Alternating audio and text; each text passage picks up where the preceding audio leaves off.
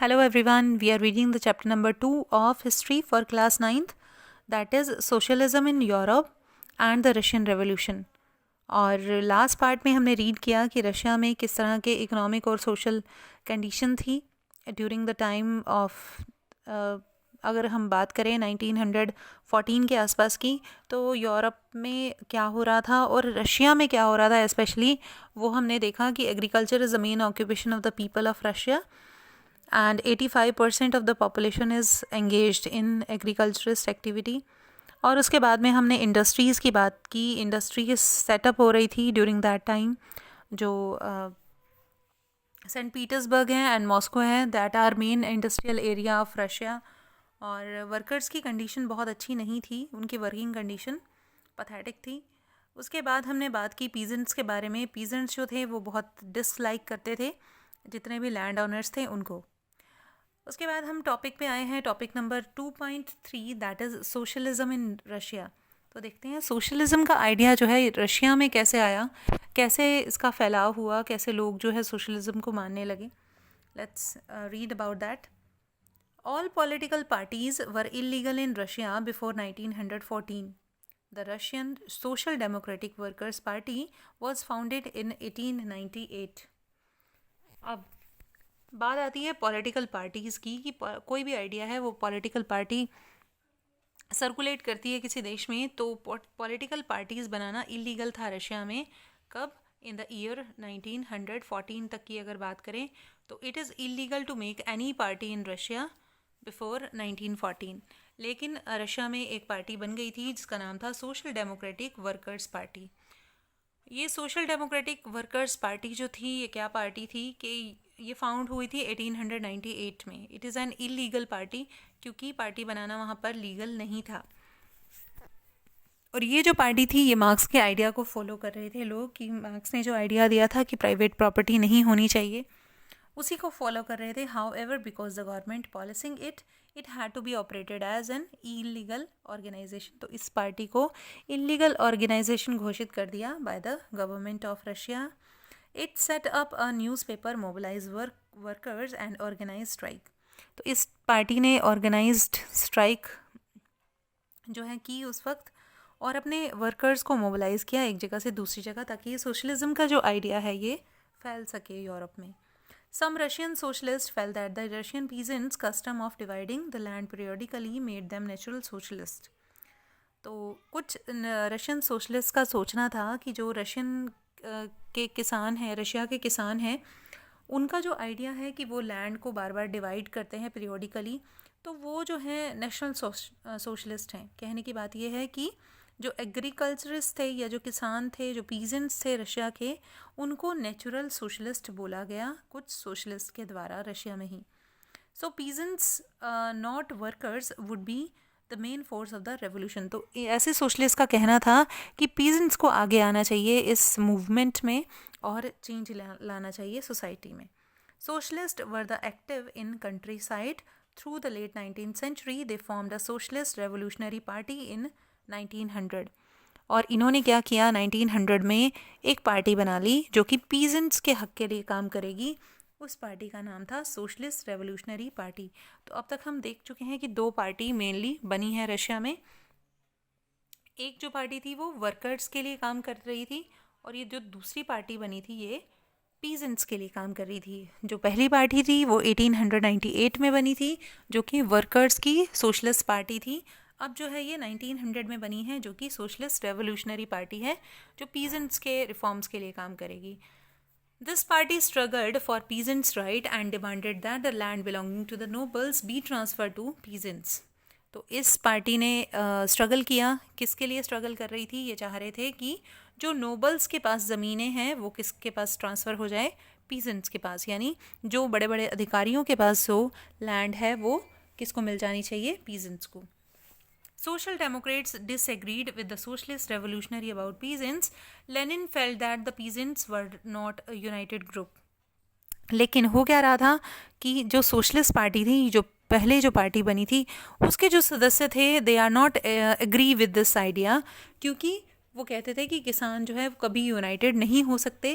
क्यों नहीं हो सकते? सम वर poor and other were rich. Some worked as laborer while other were capitalists who employed workers. क्योंकि किसानों में कुछ लोग बहुत गरीब हैं, कुछ अमीर हैं, कुछ जो है एम्प्लॉयमेंट देते हैं और कुछ जो है लेबर का काम करते हैं. Within them they could not all be the part of socialist movement. इसीलिए वो सोशलिस्ट मूवमेंट का पार्ट नहीं हो सकते, ऐसा मानना था कुछ एक सोशलिस्ट का. और उन सोशलिस्ट में से एक थे Vladimir Lenin. The party was divided over the strategy of organization.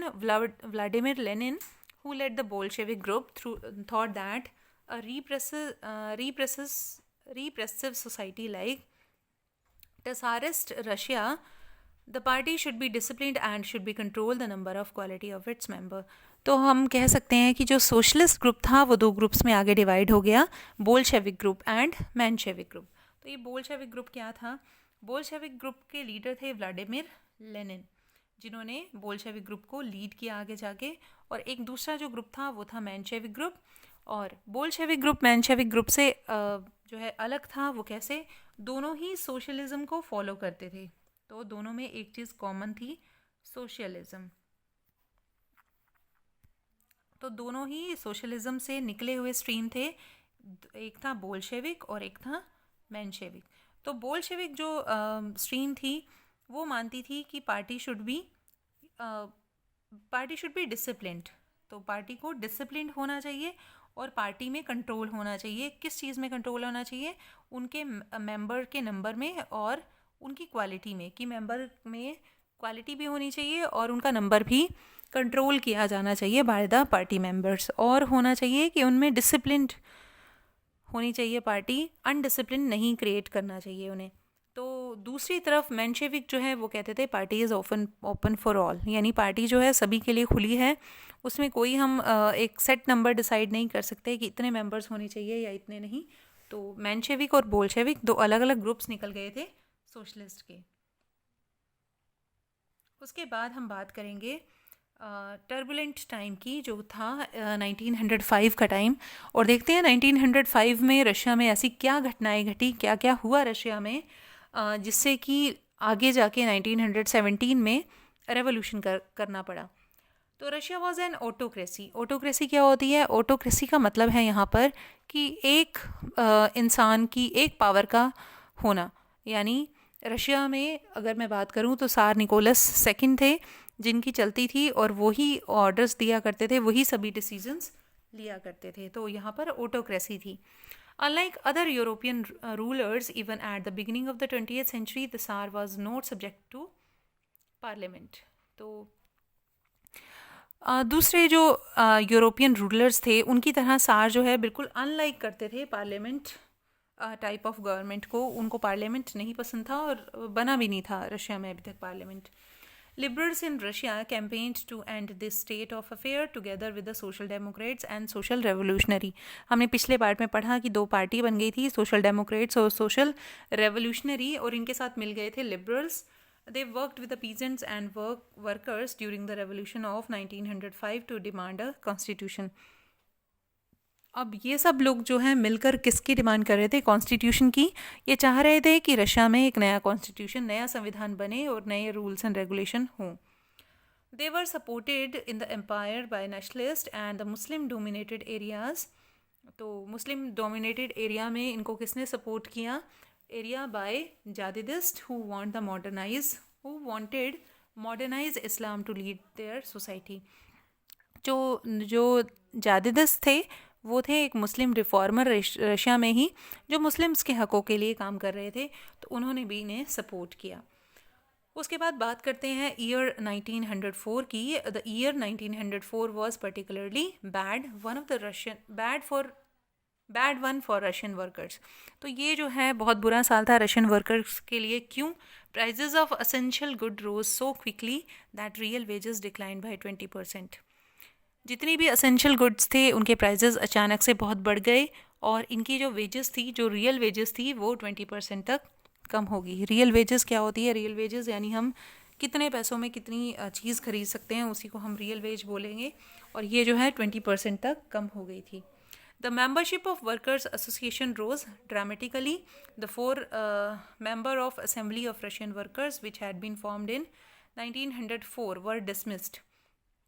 एक पुटिलोव आयरन वर्क्स थी रशिया में, वहाँ से 4 मेंबर्स को डिसमिस कर दिया गया था। एक एसोसिएशन थी वर्कर्स की, उसमें से उनको असेंबली में से निकाल दिया गया था 1904 में। There was a sale for call for industrial action. Over the next few days, over 110,000 workers in St. Petersburg went on strike demanding a reduction in working day to 8 hours.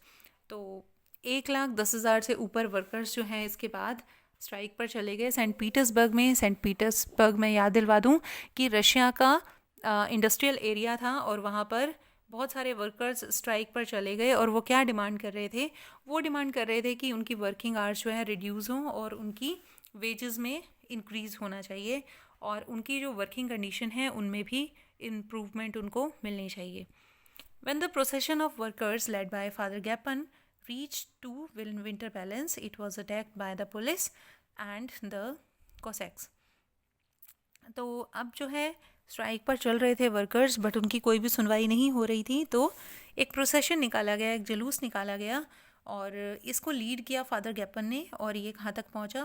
Winter palace तक पहुँचा, जो कि किसका palace था? Second जो सार Nicholas second थे उनका पैलेस था वो, और वो वहाँ रहते थे। तो वहाँ तक एक प्रोसेशन निकाला गया, लेकिन इस प्रोसेशन को अटैक किया गया पुलिस के द्वारा और over 100 workers were killed and about 300 wounded.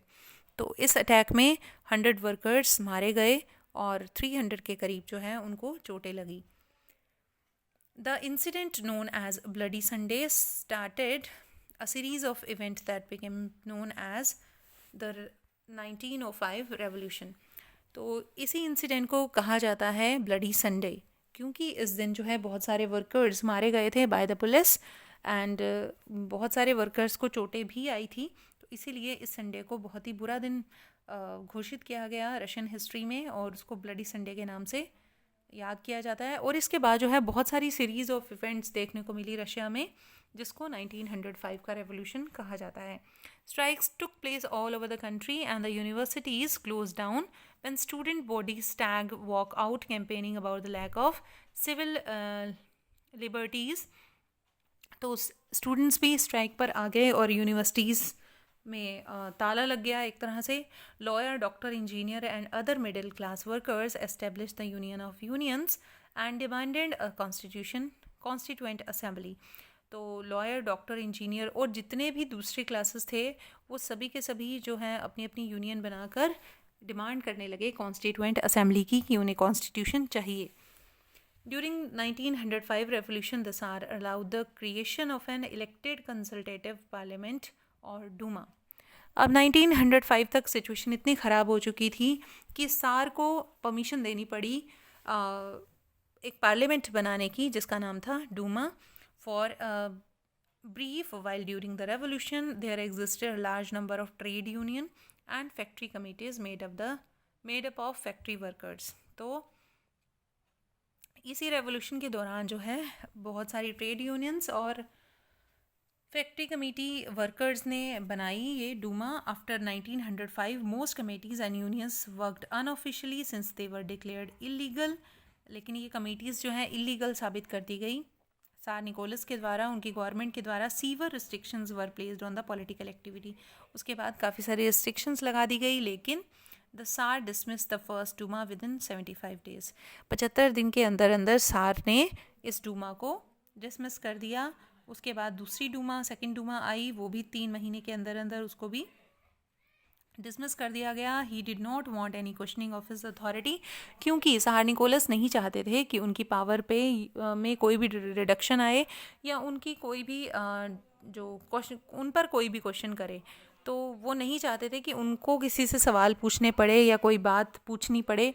वो अपनी पावर को सुप्रीम रखना चाहते थे। ही change the voting laws and pact the third Duma with the conservative politician. इसीलिए उन्होंने थर्ड डूमा बनाई जिसमें उन्होंने रखा कंजर्वेटिव पॉलिटिशियंस को। Liberal and revolutionaries were kept out. जितने भी लिबरल्स थे या जितने भी रेवोल्यूशनरीज थे जो पीजेंट्स के हक के लिए काम कर रहे थे, उनको उन्होंने इससे दूर ही रखा। तो आज के पार्ट में इतना ही। नेक्स्ट पार्ट हम करेंगे 2.5 the first world war and the Russian empire. Till then bye bye. Hopefully आपने ध्यान से समझा होगा। Thank you very much for listening me.